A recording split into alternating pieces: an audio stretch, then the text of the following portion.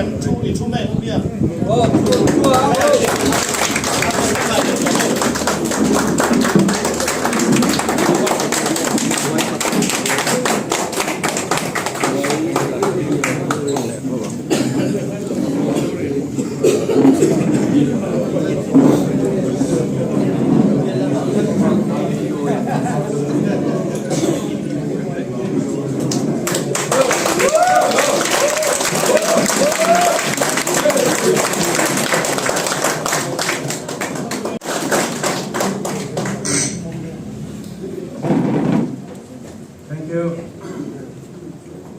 Mr. Konji,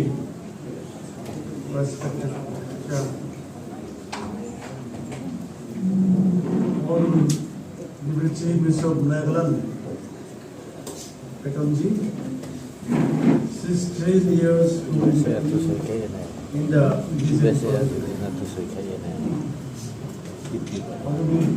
Chief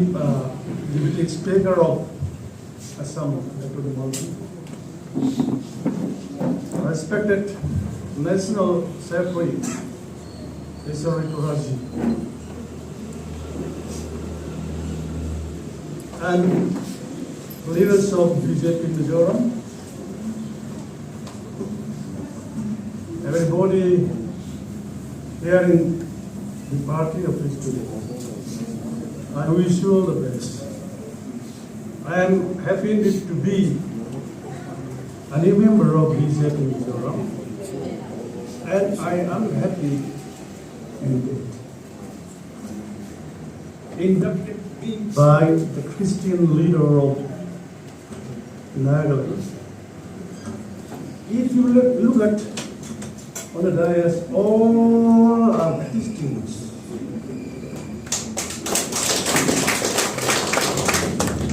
So I'm happy and full confident and enthusiastic for the betterment of Mizoram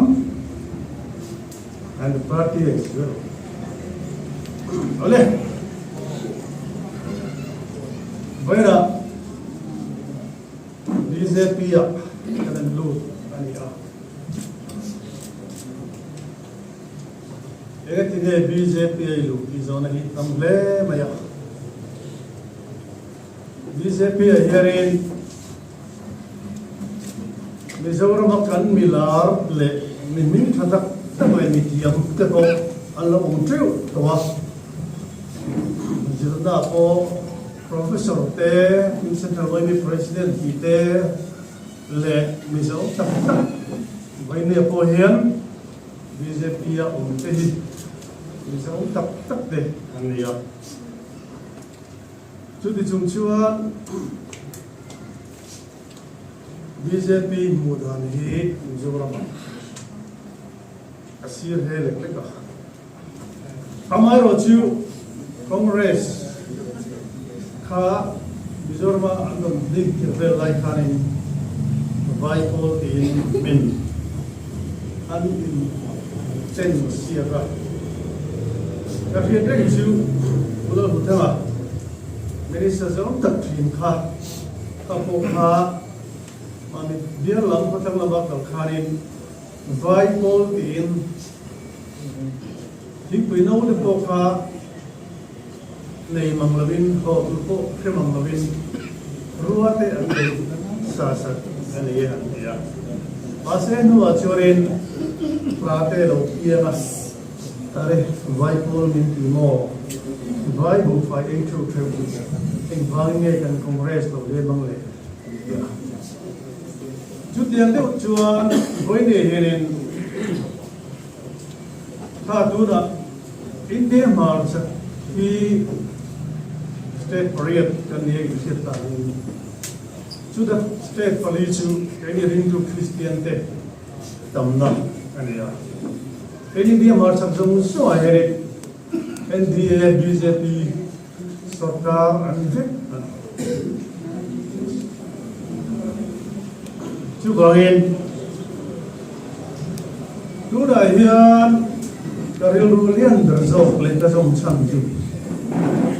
Mizoram economy kan ena.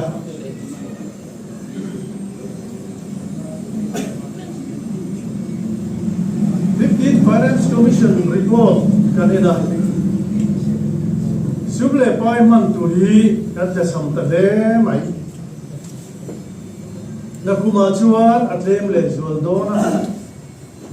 nakumkum le 2025 to 26 ate chuan man tu kan nei mangdon lowa vai bet si sanga o chu kha recommendation khanin revenue chu de chu kan ni to bangin engkin kan omang kan sarkar dokten engkin dodla ang developmental process engkin kalang chu bangin NDA hi kumsom di don chu ala sarkar karinga ni ko ko chu bangin central sarkar nera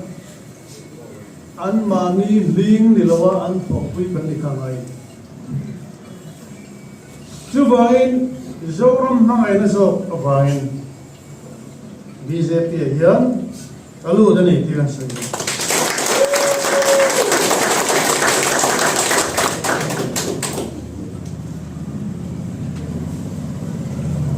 masona kangai fun lang triba tin nilawa kan soya Medical College ZMC peba pucho preliu liu ka ngomong ka tinoma sa nila ko kwa January ni Saria Health Minister in charge kaniya just kala office te kan ti fela tichuan ka khanua January ni sompali sa nila ko kwa khanin refer hospital mun kha ka patong medical college checking kan iam ya tem chuan anu ka di nuwa January ni somdele pasaria dele ka kalm hala chuan ramado sa health minister relation ko pan soi hala chuan nuwa gulam nabi azhar kha health minister ya so medical college meina son poi so le pakhat ka tok chukre ahun minua khan khor zari somriat kan penche chuan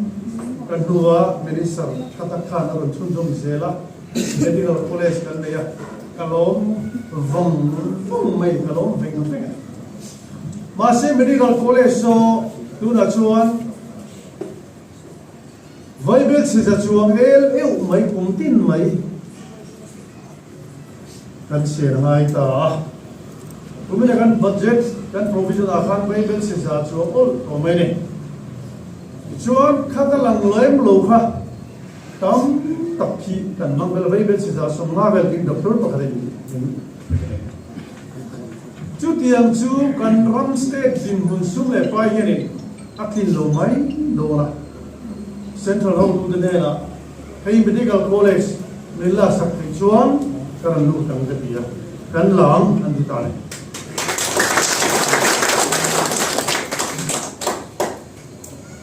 in fact angin border trade international trade apoi wen le ma hey mani budgetary provision hey mani budget chu mo paisa na ho te chuan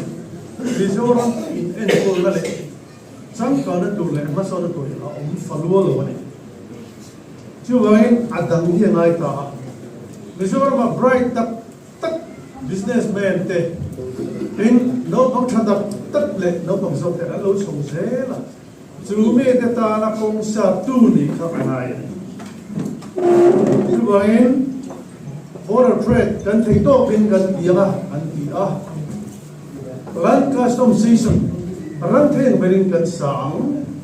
pen integrate checkpost te po kan tiam kan dia chuain kalau mut mo na mo ve fin border trade ran theng berin ma kan la chu ba ka luom he ma le ei ve te lul ti ba te fin te ro bu te nei lo medical college centrally la chuan tu kan doctor tak le kan nurse tak le ba khan super specialist an lo chawanga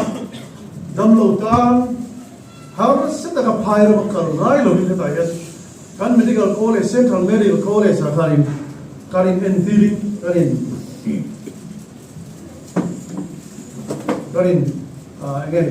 Karin, not the Lord. Then in Zaina Bumrua, Doctor Le can stop the Bumrua, stop and look someone. So you will come there. To remote po to any na kan service betan he kan sacrifice nam to it. Hindu na Mizoram tara good news pakat chu. Tarik ni ma October sa ni lesson ni Panikhan. Hey Dr. Dumal ani po yung link to Zamval ni ya Christian Zamval. Assam Chief Minister Dr. Himanta Biswa Sarvaj ina ngay bay Pudel sana Museu Tambal Siblak Tambal Arsieng ka dimaya ni bright takteren hian kan lenga isuani ni puya de point nama khothana kuan uva an china sa theya tun main serthu man china pasatam tak alalu sila an taima maselo tam ta tuna chuan kuhan singa amar su foreign kuha te wagin kong alo pinta central lamin dan lawa kuhat sorte alo rekta chuan kan khotang kuhachin tu tele hal tu ten boina tokta ni kumhan faibel se somli don kan chane kan dawe an ti Umira po in Bible sa dam tak ang san ang laws. Ngoy kung nadoktu ditan, kung nadoktu, ngay tu ditan, patlang bitsa ko nilo. Ubatsi tu ditan, BJP party malak na BJP sarkar chuan, Assam Chief Minister chuan. Mizoram ako basin chu pakhat mahar santok labin geta le kuthang laba in khal zamzar ko ngi chu to remote o to inte tham ni madi lam skill la to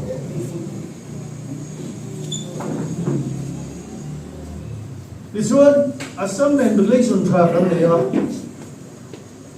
kan fai tan hin phadone ite kha kan soi wa in Tudik tak saya sorry Umodiya ka ikon sarkar hi khovela world level po ay up so sa memaya an Vietnam ka khovel hiata nam saum min aron joy chuakta abina head minister to kaloni re bae sete yan ngai to na kalona nei china UPS sarkar kum som chu khan Dr. Risinga velek an to chuakan an zirtir chuakan mase NDA sarkar yan kum ko chung yan Dr. Nuai khan si khat chuang an zirtir chuakan churimot po chu han compare la han ngai to ila ain chang When they hear is a big the king Northeast trade han entire la and development he as one in the zona culture kurmain dio MNF kan thina kia MNF agin NDA kan thokuya Hayro machuan an suen kan hotu den suen dia mase Mizoram kudan pu polen kim kilesia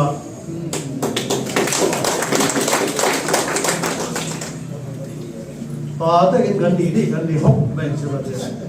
an som tani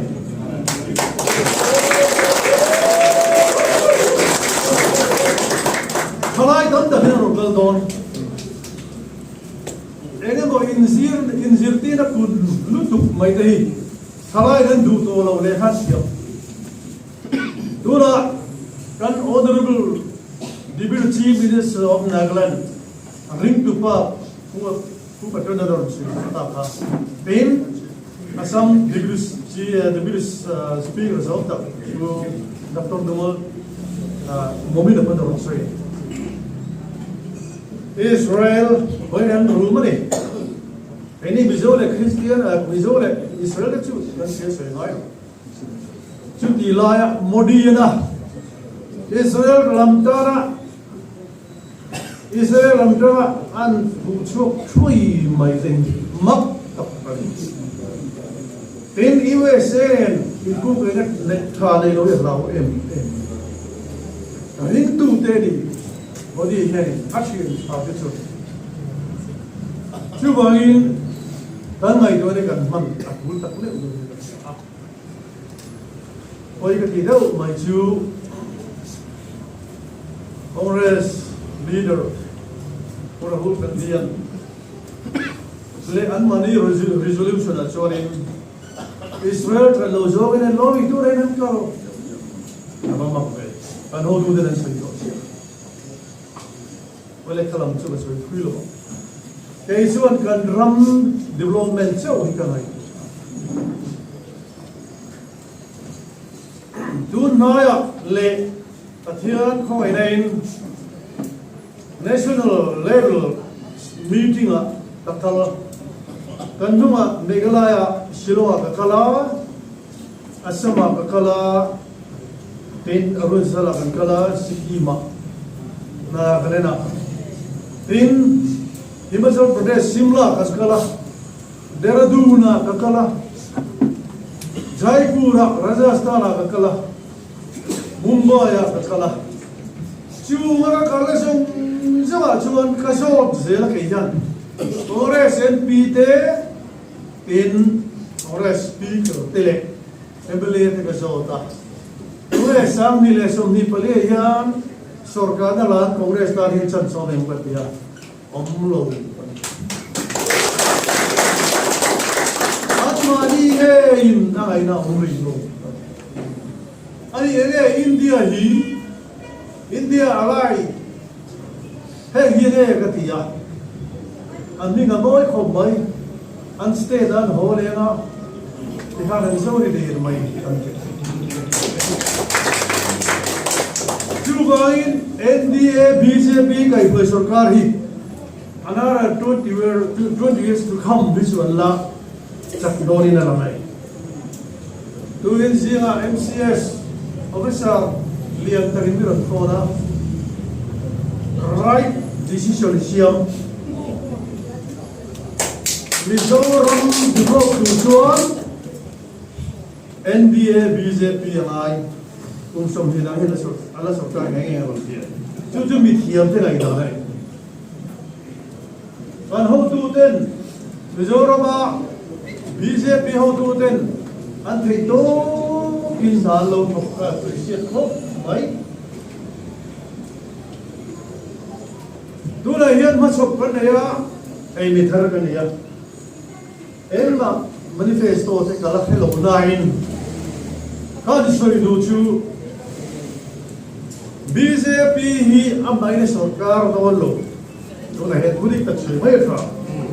amaro su BJP MLA tel tu man sarkar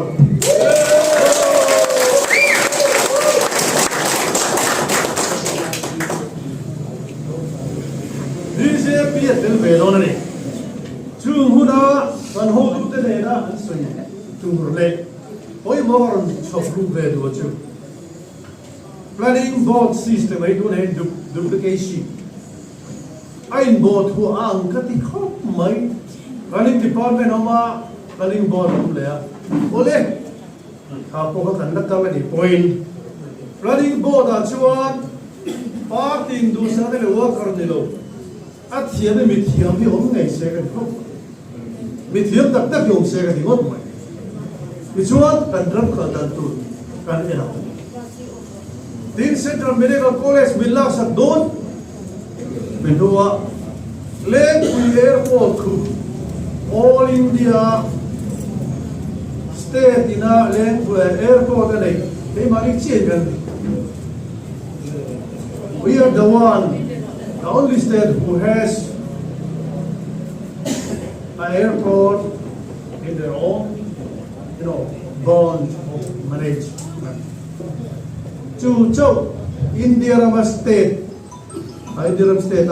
airport day, Kuda hut poisa kama same again to the Airport Authority of India yan.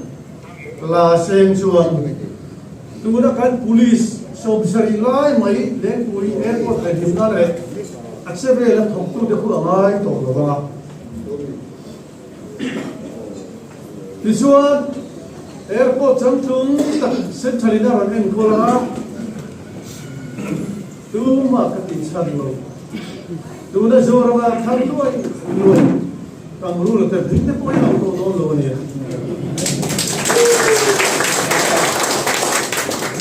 Em ba ka he lo.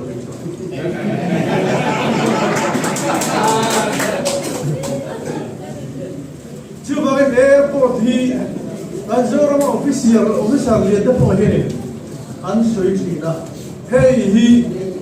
Airport Authority of India yan lak an sa pin wa ba ka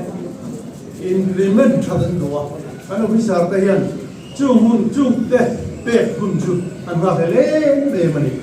ku sum thinu tin BJP kan sarkar chuan asuk dura pakhat vele chu Assembly House tuna kan of the building mega hi All India Assembly House te berani, chief berani. Cuba cuan, kalau sarkar di cuan, Amit Sate, anju bianga kan hodu te menjarin. Assam Rifle Kharlasan Taila. Ta cuan, Chief Minister Bangladesh Sa Speaker in how namo Minister Zongzong le, MLA Zongzong le. Officer le te tasan kan khun khom fika tuna Assembly House AMC na nei tuna isuan solai suan ongoing security for tam ta heti kham khanga police le sipai nei lo karin tarla karin deploy tam taksinai lo security gate ko ongoing thatarin kan dire saum tan kan siyo so that in MLA rule lane, Minister rule lane, in Assembly House, Sapan Tumdor. Hey, he can't have that for you. So the next one, Patian Zara, Sorgana Allo Siam Chorkan the Dorani. Then, Omtui, and Shia, Mark, and so on. Tin central ina kan minister de local port kan lokiat bethin chu project tam takauma hey in implement thalo min de thina ole tha ka si ko soi lo ma se po chua tu hi ba tam em po chua tu hi ba tam em BJP sarkar lo tel be ko chuan central port committee kham over o trong oma tin maso na tu tam tak o chu a chon kan bizo thalai te bo ami thiam te bo kan retire don tak pensioner tek de hi bo tu bo mi thiam ha de ka bo men barate oi mo tak ina no ma chu kan ho tu de hi ni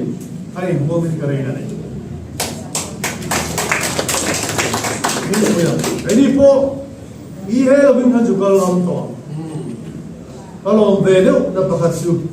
tulah kereta lul mai aminga kerja BJP zon tega minan. Iyan central sarkar po ay nohonga amor min vedot nin min silakan hotu kerja. Kalau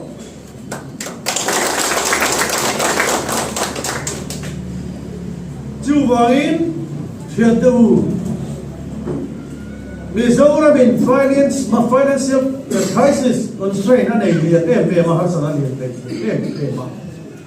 but here mi karau mi pakai naron soicu here naron tin fa kha aunau te dan thala endong le musitina oba mase Trump we mithian lo to cho da unau de tagan de gar kan mar sona ron mia ai kupta supply minister ron ni chauta voi ne hian Mizoram min sumle pai har sanna to so gara dokte poi lon la lo me ti lo rum ko ti bo na nom hi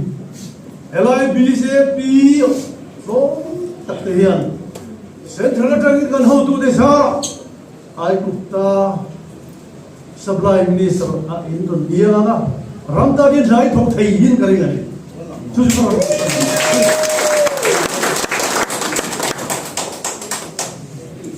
BJP is on Jerusalem Dundiren Durkhan Lebanon Lava Cedar Tinker Kalaka BJP Nembartu Nil Ula Tulse Ze Ula Lebanon Lava Cedar Tinker ang ngit na cool te is a bit social point as social point kinlung na po di ula ngit ula cool ze ula masa Jerusalem tundin len tunghan Lebanon plana si dak tinang ay tudi di subo to sukan no di thai very kasi boy de yan zam lo ula kan kala akin zara in country na yan don paket chubain NDA sarkar BJP sarkar India ma povel khidaro kuin aron chop choka chu azar kan jo pe do don ne tunai chakhet kan zo don ne emele tamzo kan nei ngai karina pathian jara chuan ko ri tu nei ngai ro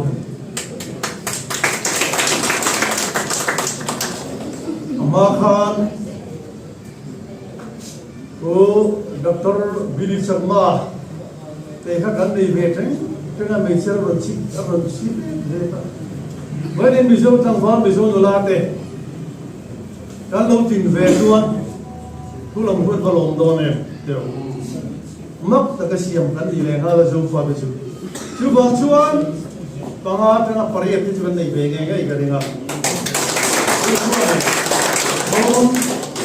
maso nam real trawin rala do thilo real trawin rala do en din hona po joram dik do ta se kan joram hi kalo roman felsa economic sa te in infrastructure development ate net kakano sai atu rim chuwain pathian zara kan kal chonga Mizoram state ta kan ho du tak te in kan primary te in central te la to khonga he ram nuama ram so zo ha kan siam nge me yang ti ring tak le ma ne chuan khap yang ngai tu han kai ba din huna ni lo ram tan BJP ka ron chom chuwa tu den chon ari ru ko ya purin an kan te ni ka sai do ne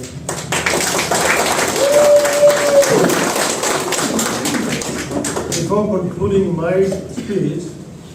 I am very happy to be here today. I hope with the help of central government and the leader of our party in the central and notice state leaders, we will make Mizoram better Mizoram. I hope after election is over, I think central minister will come and the prime minister himself also will come. He will announce if we are in a ministry, he will announce a big thing for the betterment of Mizoram. I hope so. We will work together. We will fight together. We will remember and we will honor the God, Almighty God, will depend everything on Almighty God. Chú again vậy hiền cần đi mọi xin sang phần namo em mà đi là bên gần răng tan thì cho bên harun lụt anh ye kalau me.